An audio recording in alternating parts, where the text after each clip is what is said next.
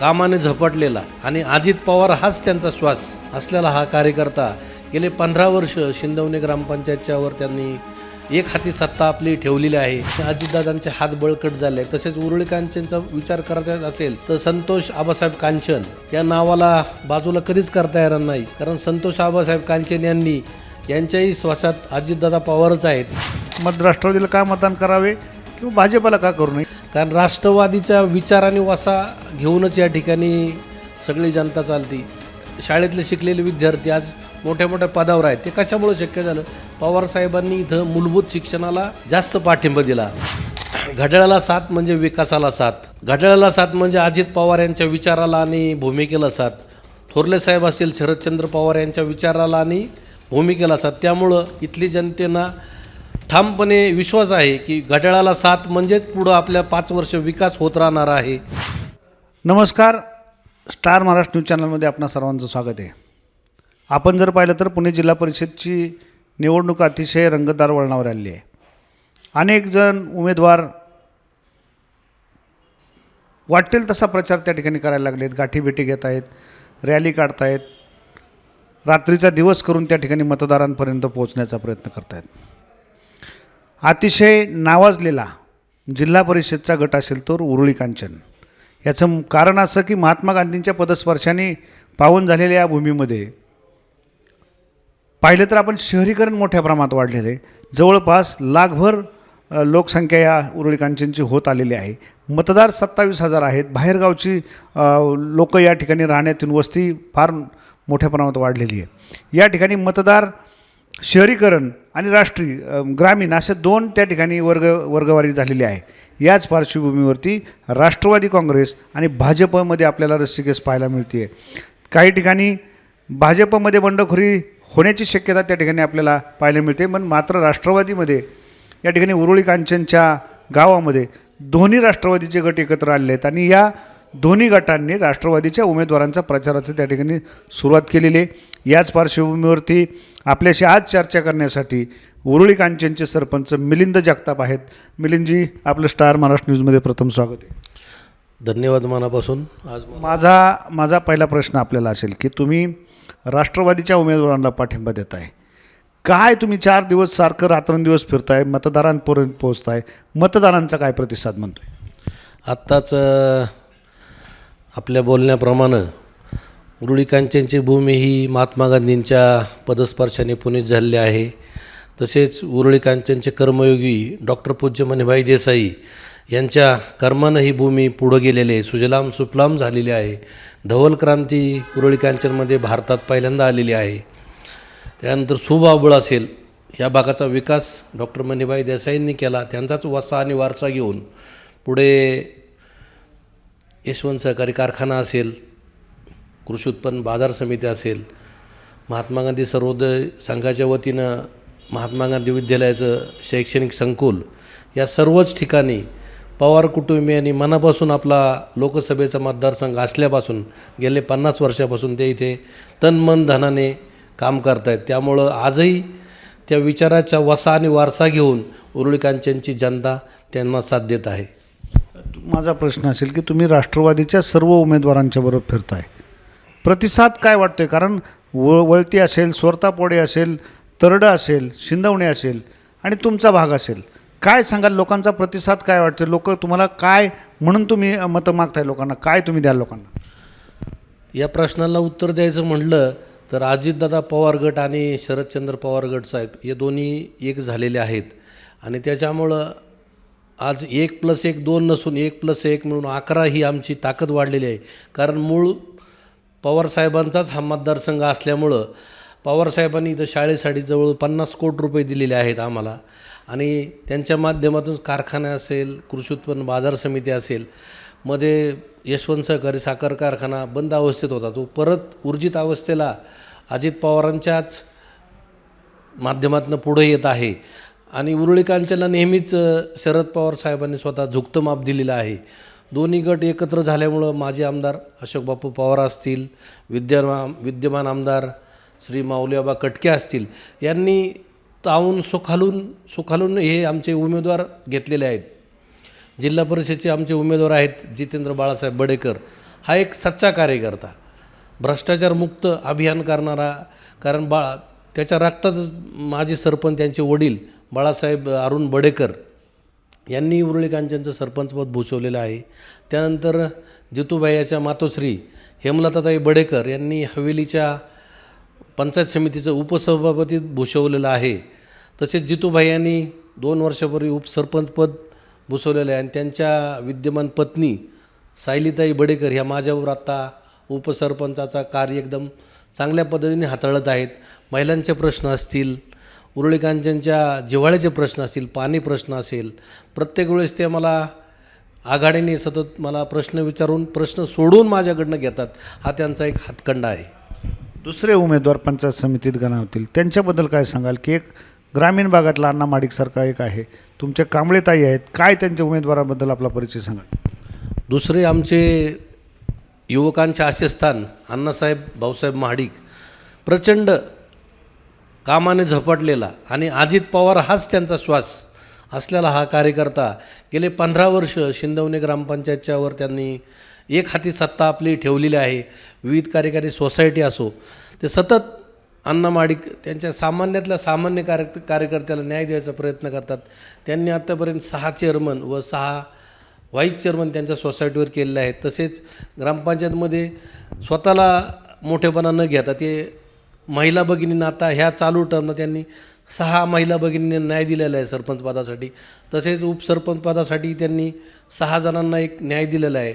आणि काम कसं करावं ह्या परिसरात तर अण्णासाहेब महाडिक यांच्याकडनं शिकावं. कारण त्यांनी शिंदवणे गावचा चेहरा मोहराच बदललेला आहे. ग्रामपंचायतचं कार्यालय असो, ग्राम सचिवालय, दशक्रिया घाट असो, स्मशानभूमी असो, आणि ह्या परिसरात अण्णासाहेबांना कामानिमित्तच ओळखलं जातं. आणि त्यांच्यामुळंच या ठिकाणी अजितदादांचे हात बळकट झाले. तसेच उरुळी कांचनचा विचार करायचा असेल तर संतोष आबासाहेब कांचन या नावाला बाजूला कधीच करता येणार नाही. कारण संतोष आबासाहेब कांचन यांच्याही श्वासात अजितदादा पवारच आहेत. त्यांनी 70 कोटीचं या ठिकाणी फायर स्टेशनचं काम मंजूर करून आणले आहेत. गॅस विद्युतदाहिनी असेल, तुमचा गरीब रथ असेल वैकुंठ स्मशानभूमीचा, सबस्टेशन असेल एक 200 कोटी रुपयाचं वळती या ठिकाणी नुकतंच आता कार्यान्वित होणार आहे. तरडे ग्रामपंचायतीला स्मशानभूमीच्या जागेची अडचण होती, त्यांच्या दशक्रिय विधीसाठी सुद्धा अडचण होती. तर ते 5 एकरचं गायरान आणि वनीकरणच्या विभागात त्यांच्या पाठपुराव्यामुळं नुकताच यश आलेलं आहे. आणि जिल्हा परिषदच्या निवडणुकीनंतर निश्चितपणे अजितदादा स्वतः येऊन त्या तरडे गावच्या ठिकाणी त्या जागेचं हस्तांतरण करतील.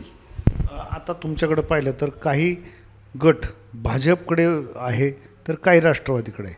मतदारांनी नेमकं काय करावं, किंवा राष्ट्रवादीला का मतदान करावे किंवा भाजपला का करू नये, याचं काय तुम्ही म्हणजे स्पष्टीकरण कसं कराल?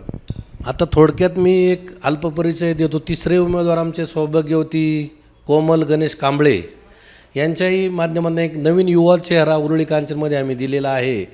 त्यांचे पती इथं भैरवनाथ सेवा समितीमध्ये गेले 10 वर्ष काम करत आहेत आणि त्यांच्या माध्यमातून कोमलताई इकडं बचत गटाच्या माध्यमातून काम करत आहेत.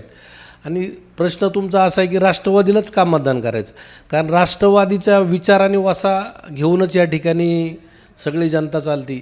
इथं मी सांगितलं आत्ता की प्राथमिक आरोग्य केंद्र असेल, प्राथमिक शिक्षण असेल, या ठिकाणी पवारसाहेबांनी कधीच दुजाभाव केलेला नाही. इथं सगळेच विश्वस्त असतील, किडीबापू कांचन असतील, स्वप्नबाबू कांचन असतील, राजाराम दादा असतील, महादेवराव कांचन असतील, या सर्वांनी राष्ट्रवादीचा विचार आणि वसा घेऊनच ते पुढं चाललेले आहेत. शिक्षणाची गंगा इथं दारोदार वाहती आहे. इथले बरेचसे शाळेतले शिकलेले विद्यार्थी आज मोठ्या मोठ्या पदावर आहेत. ते कशामुळे शक्य झालं? पवारसाहेबांनी इथं मूलभूत शिक्षणाला जास्त पाठिंबा दिला. तसेच आता ऊर्जित अवस्थेत यशवंत सहकारी साखर कारखान्याला 110 कोटी रुपयाचं कर्ज होतं. त्यांनी ते त्यांच्या माध्यमातून त्यांच्या राज्य सरकारचे अर्थमंत्री असल्यामुळं त्यांनी ते 35 कोटी रुपयात ते शेतकऱ्यांना बँकेचं कर्ज भागवून दिलं. त्यामुळं हा इथला मतदार राजा त्यांच्यावर फार समाधानी आहे. जे 10-11 वर्षात करायला शक्य नाही झालं ते अजितदादांनी गेल्या 6 महिन्यात केलं.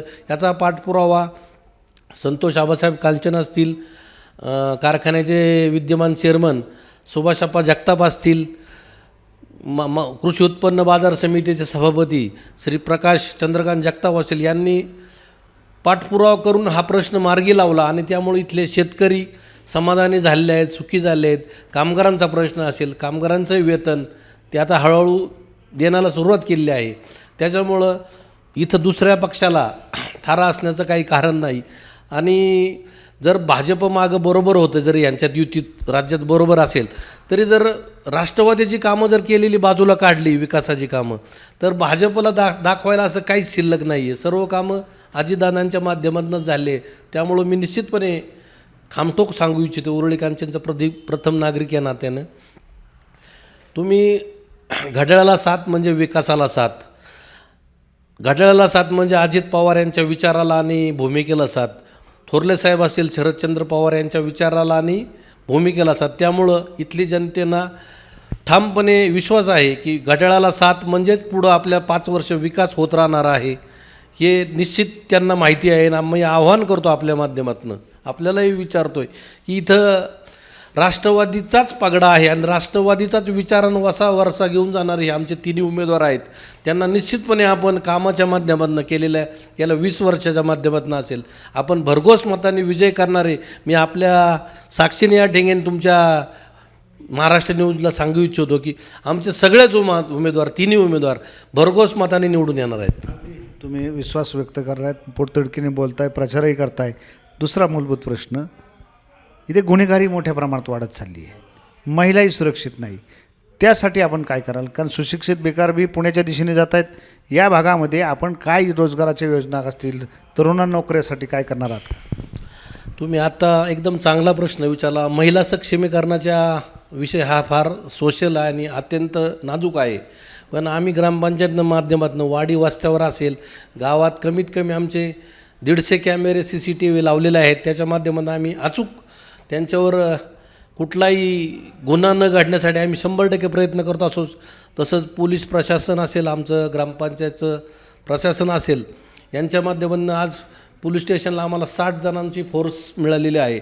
त्यात महिला पोलीस आमच्या बरोबर आहेत. आणि वाड्यावस्थावर जर म्हणत असेल तुम्ही, तर पोलीसचं हेल्पलाईन 112 नंबर सतत मदतीला आहे. तर आमच्या बहुजन आधार संस्थेच्या माध्यमातून धनंजय दीक्षितबाई असेल किंवा आमची जी कमिटी आहे महिलांची, ते वाडी वस्त्यावर जाऊन सगळ्या महिलांना आधार देतात आणि काय त्यांची अडचण असेल ते सॉल्व करण्याचा प्रयत्न करतात आणि महिलांना हिरिरीने चांगल्या गोष्टीला भाग घ्यायला होतात. कारण आज जर महिला सुखी तर जग सुखी.